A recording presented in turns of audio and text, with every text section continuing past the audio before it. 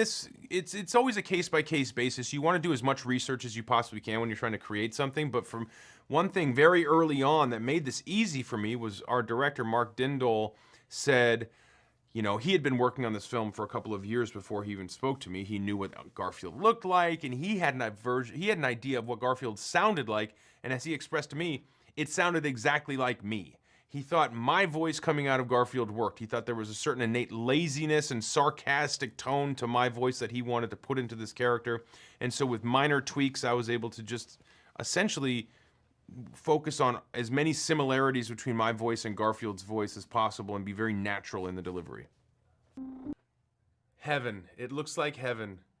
I would start with a massive breakfast of eggs and bacon and sausage and waffles, syrup, oatmeal with all kinds of fruit. It would be a veritable breakfast buffet of every kind of breakfast food. And I would stay there until lunch. And then when lunch came around, I would have a French dip. Roast beef on a nice French Kaiser roll dipped in au jus. And then I would have a Philly cheesesteak. And then when it came to dinner, I'm going straight pizza, thin crust pizza, all the cheese and pepperoni you can possibly imagine piled on top. I'd have a whole side of various flavored chicken wings. And then I'd wash it down with serious Oreo milkshake. And I would have a couple of different cakes. Angel food cake with real cream, you know, like real whipped cream, all kinds of berries. And then I'd have like a chocolate souffle and a chocolate lava cake. And then I would have periodic snacks of meats and cheeses and various nuts. That would be my day. And the whole time I'd be watching something on, I would binge something on Netflix. My wife and I and my children would be watching just the same show. We watch like a whole season of something on Netflix or on some show, on some platform. That's perfection. I used to watch videos that you put online when you were on a diet, and I was like, Chris gets it.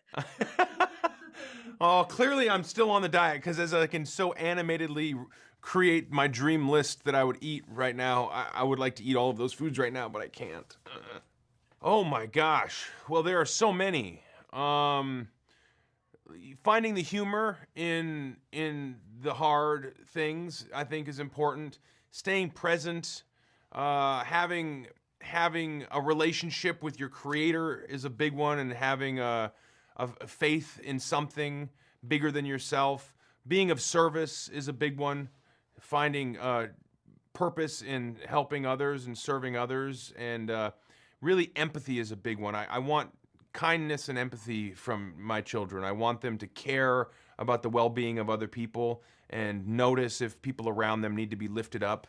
That's important to me. I would like them to be the type of folks who would care if someone wasn't feeling good and do everything they could to try to help them feel better.